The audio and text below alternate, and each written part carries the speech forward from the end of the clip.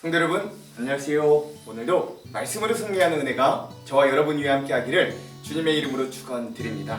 오늘 우리가 드디어 우리 신약 성경의 네 번째 우리 복음서인 요한복음의 여행을 떠나는 날입니다. 우리 매번 처음 시간에는 항상 그랬듯이 이 요한복음이 신약 성경에서 어떤 위치에 있는가 함께 보겠습니다. 이 요한복음은요, 사복음서 안에 들어있는 책입니다. 신약 성경의 심장 역할, 엔진 역할을 하는 게 사복음서예요. 즉 하나님 나라의 완성을 이 땅에서 이루신 예수 그리스도에 대한 직접적인 증언, 그분이 어떻게 사역하셨고 어떻게 십자가 구원을 이루셨고 부활 승리하셨는지 그리고 승천하셨는지를 우리들에게 알려주는 책이 사복음서입니다. 그 중에 우리는 여태껏 마태, 마가, 누가 복음이라고 하는 공관 복음서, 즉 같은 시선을 통해 예수님이 어떻게 사역하셨는지에 대해 직접적으로 서술하는 공관 복음서를 함께 읽었습니다. 그리고 나서 조금 다른 제4복음서라고 이름 불려지는 요한복음을 오늘부터 읽을 거예요. 근데 그 요한복음은 우리에게 어떤 책이냐?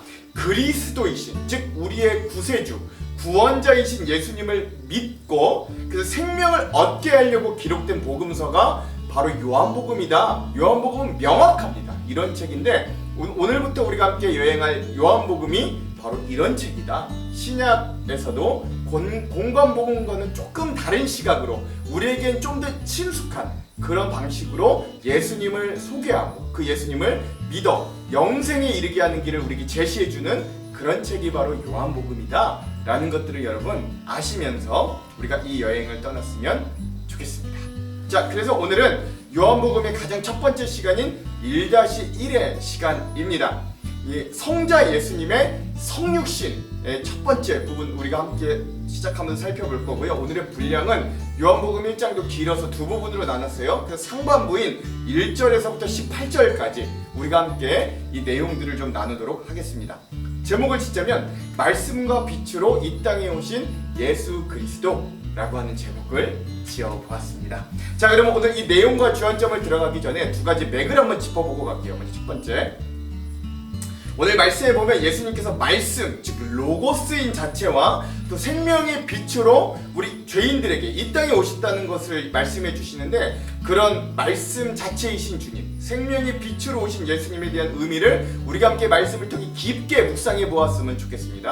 자, 두 번째, 자, 이 구원의 말씀, 로고스이자 생명의 빛으로 오신 예수님에 대한 우리 인간들의 반응은 무엇이어야 했는지 또 우리가 오늘 말씀을 통해서 함께 좀 살펴보는 그런 시간들이 되었으면 좋겠습니다. 이 당시 사람들, 원래 우리 죄인이었던 우리들은 예수님을 어떻게 반응했는지, 그러나 또 올바른 반응은 어떤 것인지, 그리고 그 반응을 했을 때 어떤 결과가 일어나는지 한번 잘 눈여겨보시기 바랍니다. 자, 이런 두 가지 맥을 짚으면서 오늘 내용과 주안점을 함께 봐보도록 할게요. 먼저 내용을 함께 보겠습니다. 오늘 우리가 살펴볼 요한복음 1장의 상반부는 말씀과 빛으로 성육신하신 예수님과 그에 대한 반응에 따른 결과에 대해서 우리에게 말씀해 줍니다. 제일 먼저 말씀 자체이자 빛 대신 예수 그리스도에 대해서 이야기하는 거예요. 이건 뭘 이야기하냐면 예수님이 곧 하나님이 되심과 또 예수님이 그냥 갑자기 생겨나셔서 이 땅에 오신 게 아니라 영원 전, 즉 창조 때부터, 그 창조 전부터 계셨던 그런 분이심을 우리에게 알려주는 그런 부분이기도 하죠. 내용은 이렇습니다. 태초에 말씀이 계셨다. 그 말씀은 하나님과 함께 계셨다. 그 말씀은 하나님이셨다. 그는 태초에 하나님과 함께 계셨다. 모든 것이 그로 말미암아 창조되었으니 그가 없이 창조된 것은 하나도 없다. 창조된 것은 그에게 생명을 얻었으니 그 생명은 사람의 빛이 되었다. 그 빛이 어둠 속에서 비치니 어둠이 그 빛을 이기지 못했다 라고 이야기합니다.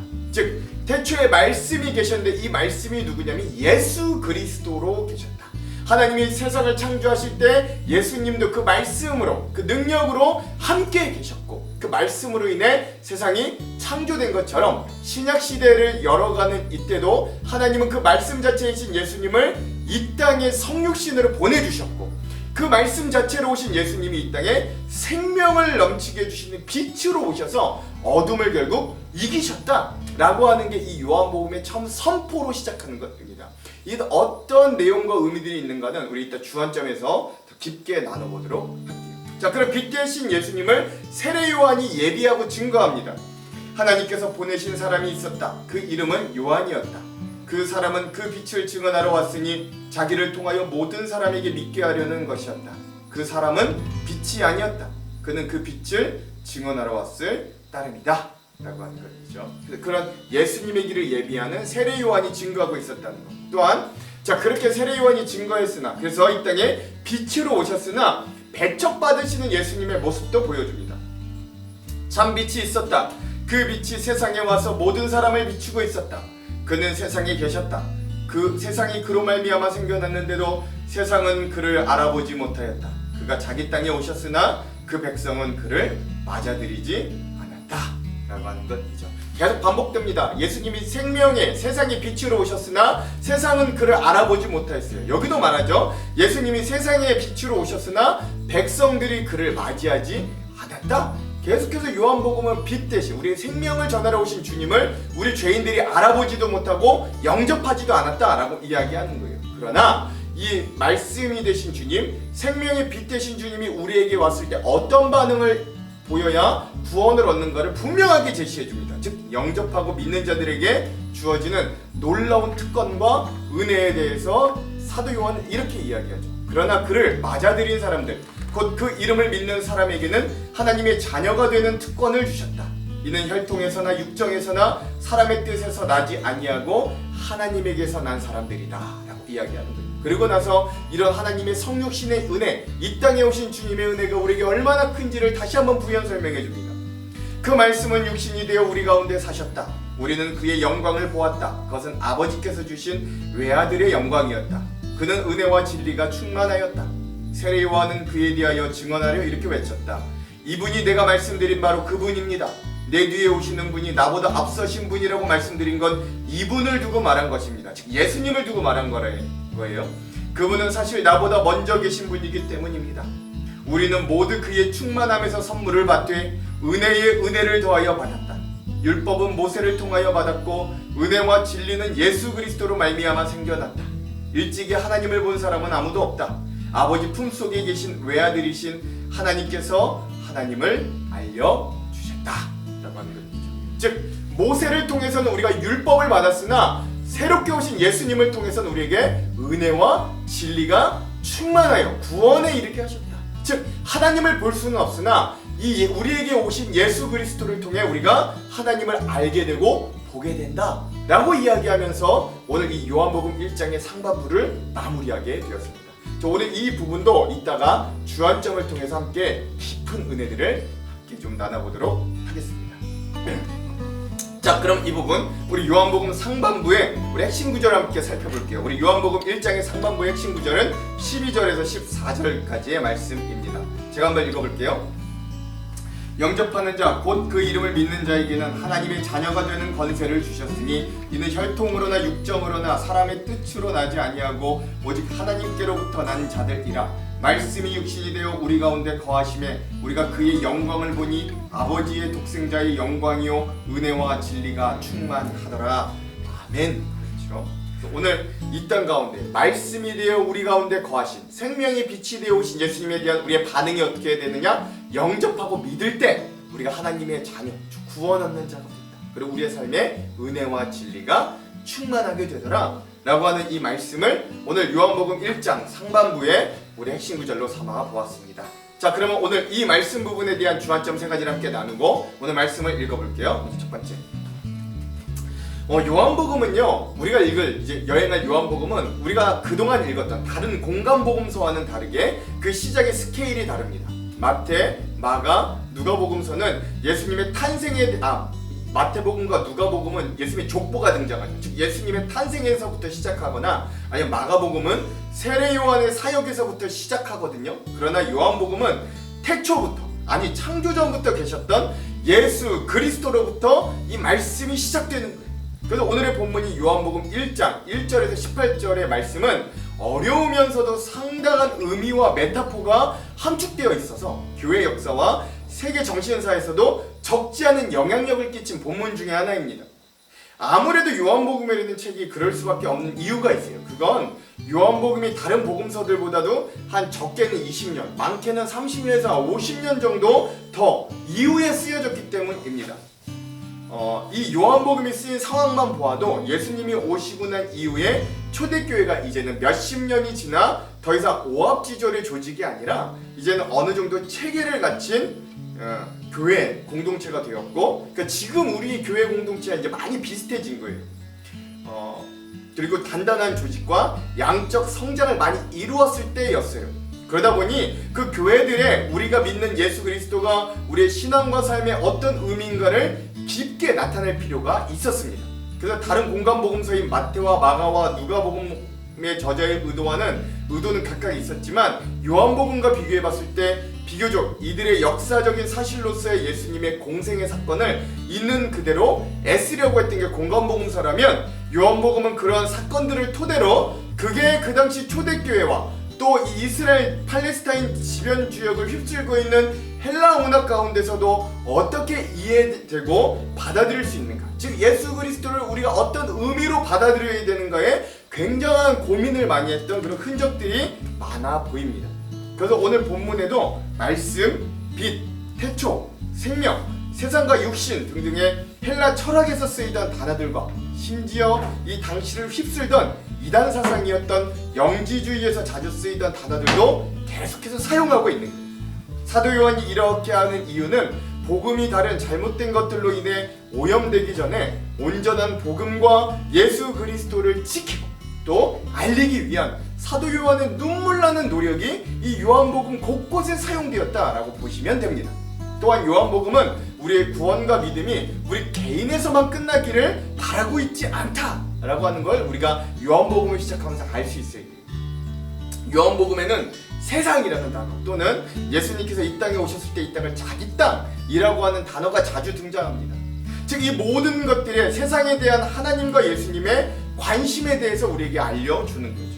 단적인 예로 하나님이 세상을 이처럼 사랑했다 그랬지 한 영혼을 이처럼 사랑했다라고 표현하지 않거든요. 요한복음은 우리가 흔히 쉽게 오해하는 건 세상과 우리 신앙의 이분법적인 구도로 바라보는 시각이에요. 그래서 세상은 우리의 적처럼, 세상은 신앙인들의 반대편이라고 생각하기 쉬워요. 물론 저도 가끔 무심코 그렇게 설교하기도 합니다. 그러나 오늘 말씀에서 분명히 하나님은 세상을 만드셨고 이 세상이 자기 것이다 라고 말씀하십니다. 그리고 그 세상의 빛으로 예수님을 보내셨어요. 즉 하나님은 오늘 영혼들만 구원하시려는 게 아니라 오늘 나를 포함한 이 온 세상을 구원하시려는 뜻을 가지고 있었어요. 그리고 그 뜻에 의해 하나밖에 없는 독생자를 이 세상, 이 땅에 보내셨다라는 걸 기억해야 합니다. 즉 하나님과 그 아들 예수 그리스도께서 이처럼 사랑하시는 이 세상을 오늘 영접한 우리도 사랑하고 회복해 나아갈 수 있어야 하는 숙명이자 숙제가 예수 그리스도를 믿는 동시에 우리들에게 주어졌다라고 하는 걸 요한복음은 우리에게 알려주는 거예요. 이것이 요한복음을 끝까지 이끌고 가는 요한복음의 세계관이자 구원관입니다. 여러분 이거 잊으시면 안 돼요. 그래서 요한복음은 개인의 구원에만 머무르지 않고 세상을 구원하시고 재창조하시고자 하는 하나님의 의지와 그걸 성취하시는 예수 그리스도 그리고 그 일을 돕고 협력하시는 성령님의 모습을 곳곳에서 발견할 수 있습니다. 그래서 오늘 우리가 요한복음이 시작되는 이 말씀을 접하면서 우리도 이 땅에서 하나님의 나라를 재창조하는 일에 우리 물론 조족지어 즉 세 발의 피 같은 우리의 힘이지만 그래서 우리가 견마지로의 마음으로 즉 우리는 뭐 일꾼은 아니고 우리는 뭐 개와 말과 같은 그런 아주 적은 부분의 일을 감당할 수밖에 없지만 견마지로의 마음으로 겸손하게나마 통참할 수 있어야 되는 거예요. 그래서 이제 요한복음은 오늘날 우리들에게도 큰 감동과 울림을 주고 들여다보면 들여다볼수록 이 요한복음의 깊이를 새삼 깨닫고 놀라게 만드는 복음서가 바로 요한복음인 겁니다. 우리가 앞으로 함께 여행할 요한복음이 이런 책임을 여러분 기억하시고 오늘도 이 말씀들과 함께 은혜를 나누기를 간절히 소망합니다. 두 번째, 요한복음을 시작하는 1장 상반부는 예수님께서 하나님의 아들이시자 구원자이심을 가장 멋진 비유로 설명하되 이 당시 전 세계 사람들이 주로 생각하고 있었던 헬라적인 철학의 요소를 그 문장으로 표현하면서 예수 그리스도에 대한 복음의 포문을 여는 거예요. 1절에서 3절은 이렇게 시작합니다. 태초에 말씀이 계시니라. 이 말씀이 하나님과 함께 계셨으니 이 말씀은 곧 하나님이시라. 그가 태초에 하나님과 함께 계셨고 만물이 그로 말미암아 지은 바 되었으니 지은 것이 하나도 그가 없이는 된 것이 없느니라. 아멘. 요한복음의 시작은 예수님께서 창세전에 말씀, 즉 로고스 자체로서 하나님과 함께 계셨고 창조에 직접 관여하셨다라고 선포하면서 시작합니다. 즉 태초의 창조 사건과 예수님은 깊은 연관이 있음을 상징적으로 잘 알려주는 거예요. 구약시대 처음 창세기에는 태초에 하나님이 천지를 창조하셨다고 했어요. 근데 뭘로 창조하셨냐? 말씀으로 창조하셨어요. 그 요한복음에 나타난 신약시대 처음은 바로 예수님께서 이 땅에 육신을 입고 말씀으로 오신 성육신 사건이 등장하는 거예요. 그런데 놀라운 건 이 신약시대 처음이 구약시대 처음과 연관되어지는 부분이 많다라는 거예요. 태초에 하나님이 천지를 말씀으로 창조하셨듯 신약시대 하나님은 이 땅에 하나님의 나라를 재창조하십니다. 그리고 하나님은 말씀으로 세상을 창조하셨듯 신약시대 하나님의 나라를 완성하기 위하여 하나님께서 처음으로 하신 일은 말씀을 이 땅에 보내시는 것이었어요. 그 말씀이 바로 예수 그리스도 자체였습니다. 여기서 말씀이라는 단어는 헬라어로 로고스입니다. 여러분, 이 당시 로고스라는 단어는 온 우주 만물에 깃들어 있는 어떤 원리와 질서와 법칙 같은 개념을 이야기하는 거예요. 이 당시 사람들에게 보편적으로 널리 퍼져 있던 개념이 바로 이런 헬라적인 이 사고였습니다. 이 당시 사람들은 우리는 볼 수는 없어요. 뭔지 모르지만 이 땅을 이끌어가는 어떤 보편적인 원리와 진리가 있을 거야. 우리가 모르지만 어떤 그런 로고스, 그런 것들이 아마 있을 거야 라고 기대하며 살았다는 거예요. 오늘날 우리가 마치 민주주의와 자본주의를 기본 모체로 살아가듯이 이 당시 헬라 철학을 자신들의 삶의 모체로 살아가던 그때였다라는 거예요. 요한복음이 쓰여졌을 때. 즉 이 헬라 철학에서 사람들은 온 우주 만물이 스스로 운행되기 위해서는 인간의 눈으로는 보이지 않는 세계를 넘어 어떤 큰 질서와 법칙과 이치가 진리의 형태로 이 세상을 운영하고 있다라고 믿었습니다. 그러나 요한복음은 이런 로고스에 대한 개념을 보충하여 이 세상의 모든 만물에 깃들어 있는 원리와 질서, 그리고 그걸 운영하는 모든 힘과 진리의 근원되는 로고스, 즉 말씀이 뭐 다른 게 아니라 바로 오늘 우리에게 이 땅에 오신 예수 그리스도였다라고 설명해주고 선포하는 거죠. 그러므로 예수님은 우리가 속해 있는 이 온 우주가 있기 전부터 존재하셨고 온 우주를 창조하셨고 온 우주를 다스리고 운영하시는 주체이자 그 뜻을 이루시는 하나님의 뜻의 전달자이시고 또 그 진리와 섭리의 말씀 그 자체가 되심을 우리에게 알려주면서 요한복음을 시작한 거예요. 어마어마하죠. 그러므로 예수 그리스도는 우리 온 우주의 주인 되시고 그 안에 속해 삶을 살아가는 우리 인간의 주인이 되기도 하십니다. 그리고 그 안에 거할 때, 예수님 안에 거할 때, 말씀 안에 거할 때 비로소 우리는 온 우주의 이치와 원리를 깨닫고 진리로 참 자유와 구원을 얻을 수 있음을 알려주는 거예요. 즉 말씀이 육신이 되어 우리 가운데 거하게 되었다는 사실은 이런 엄청난 사건이 우리 죄인된 인간들에게 주어졌음을 알려주는 사건이기도 합니다. 근데 놀라운 건 그런 예수님께서 생명의 빛으로 이 땅에 오셨다라는 사실이에요. 4절에서 5절, 9절에서 10절입니다. 공통점을 한번 발견해 보세요. 그 안에 생명이 있었으니 이 생명은 사람들의 빛이라. 빛이 어둠에 비치되 어둠이 깨닫지 못하더라. 아멘. 9절에서 10절. 참빛 곧 세상에 와서 각 사람에게 비추는 빛이 있었나니 그가 세상에 계셨으며 세상은 그로 말미암아 지은 바 되었으되 세상이 그를 알지 못하였고. 아멘. 하나님께서 처음으로 세상에 지으신 것 말씀으로 빛이 있으라 라고 하셨고 빛이 있게 되었습니다. 그 이후에 하나님께서 죄로 망가진 이 땅의 신약시대에 하나님 나라를 재창조하시기 위해 처음으로 보낸 말씀, 즉 예수 그리스도께서 세상을 구원하는 구원의 빛이 되셨습니다. 즉 하나님은 죄로 인해 멸망만 기다리고 있던 이 세상을 이처럼 사랑하셔서 세상에 다시 한번 빛을 주시되 그 빛이 예수 그리스도라고 하는 자신의 아들을 주심으로 그가 생명의 빛이 되게 하신 거예요. 구약시대 빛이 있으라 라면서 세상을 창조했던 것처럼 이 신약시대에도 새로운 하나님의 나라를 이 땅 가운데 창조하기 위해 생명의 빛 대신 자기의 아들을 말씀으로 주셨다라는 거예요. 그러나 안타까운 건 세상과 죄인된 우리는 빛으로 오신 예수님을 어둠 가운데 알아보지 못하였다라고 하는 사실이에요. 요한은 4절과 5절 그리고 9절과 10절에 반복적으로 우리 인간들이 구원의 말씀과 생명의 빛으로 오신 예수님을 알아보지 못하였다라고 강조하여 말씀합니다.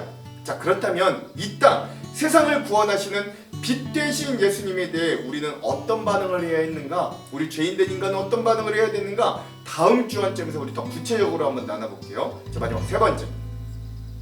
자, 자, 이런 안타까운 상황 속, 즉 빛 대신 주님을 알아보지 못하는 우리 죄인들의 상황 속에서 하나님은 한 사람을 예비합니다. 그가 바로 사도 요한인데요. 이 세례 요한인데요. 오늘 이 말씀을 저작한 사도 요한은 자신과 이름이 똑같은 세례 요한이 바로 하나님과 죄인된 우리 어둠에 속한 인간들 사이에 서서 빛으로 오실 예수님을 증언하고 예비하고 있다고 얘기해 주는 거예요. 6절에서 8절.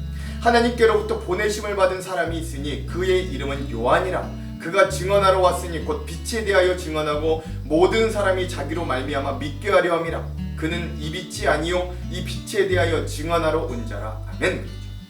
이 세례 요한은 하나님께서 미리 보내신 사람입니다. 그는 분명한 목적이 있는 사람이었어요. 어둠의 눈이 가려져 말씀이요 로고스를 알아보지 못하는 이 죄인들을 위하여 증언해 주는 것입니다.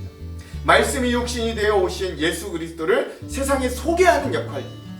오늘날이나 이 당시 이스라엘 백성들이나 마찬가지로 인간은 삶에서 목마름과 허기에 지쳐 감정적으로 신체적으로 고된 가운데 처해 있습니다. 그러나 어리석게도 어둠 가운데 있는 우리 인간의 존재는 그 갈증과 고통조차 잘 느끼지 못해요. 아픔을 아픔이라고 느끼지 못하는 무감각함과 영적인 무감각함에 빠져 있는 상태를 의미하기도 합니다. 그래서 죄인된 인간의 숙명은 자신이 죽어가는지도 모른 채 영원한 죽음 속으로 뛰어가는 불행한 존재들이 되었습니다.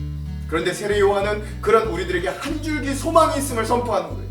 한편에서는 어둠 속에서 빛이 필요한지 잘 모르는 이들이 죽어가고 있지만 또 다른 한편에서는 그런 우리 죄인들을 살리려는 사랑과 생명의 강한 의지를 품고 우리에게 임재하시는 예수님이 예비되어 있었다라는 것입니다.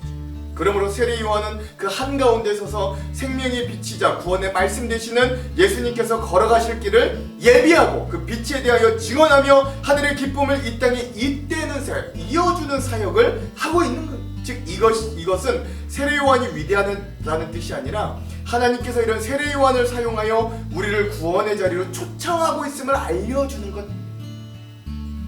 그리고 이런 하나님의 구원으로의 초대는 오늘 우리에게도 여전히 적용되는 거예요.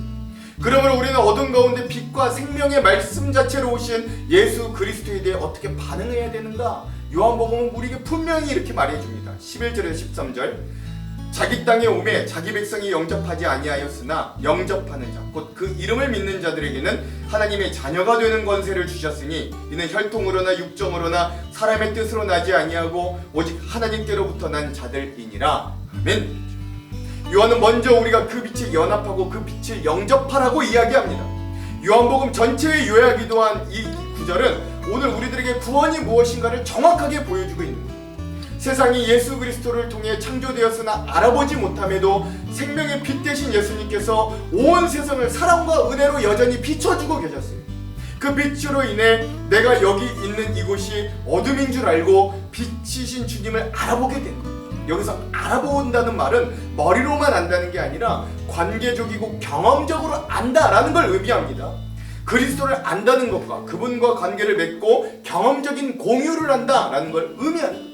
그러므로 예수님을 끝내 알아보지 못하는 자들과 달리 예수님을 영접하고 말씀과 관계를 맺는 사람이 믿는 자가 되고 하나님의 자녀가 되는 거예요. 세상은 알아보지 못하여도 어둠은 참빛을 인지하지 못하고 거절하여도 참된 하나님의 자녀들은 그 그리스도를 예수님을 영접하는 것입니다. 하나님의 자녀들이 새 이스라엘이 되며 예수님을 영접한 그 자녀들에게 하나님은 임마누엘로 우리와 함께 동행하여 주시는 인생으로 변화시켜 주시고 구원 얻는 자들이 되는 특권을 주시는 거예요. 우리 14절 말씀이 육신이 되어 우리 가운데 거하심에 우리가 그의 영광을 보니 아버지의 독생자의 영광이요 은혜와 진리가 충만하더라. 아멘. 사실 우리 인간은 겉으로는 멀쩡해 보이나 그 안을 자세히 들여다보면 모두가 절망스러움을 하나름 안고 살아가고 있습니다. 끝이 보이지 않는 어둠 가운데 살아가는 거예요. 쓰러질 수 없는 거대한 산과 씨름하고 있는 게 오늘 어둠 가운데 사는 우리네 인생의 모습이기도 합니다. 때론 세상의 거대한 물결에 맞아 통제할 수 없는 상황에 매몰되어 아무런 저항도 하지 못하고 고통을 당하기도 합니다. 요한복음을 기록한 요한도 당시 반모섬이라는 곳에 유배당해 있는 상황이에요. 그러나 이 사도 요한은 자신이 기록한 복음서 서두에 말씀으로 찾아와 주시는 주님을 찬양하며 시작합니다. 현재의 환경, 상황과 상관없이 요한에게 복음은 살아있기 때문에 그래요. 요한에게 주님은 생명과 빛으로 찾아오시는 하나님이 되셨기 때문입니다. 그것이 요한이 말하는 믿음입니다.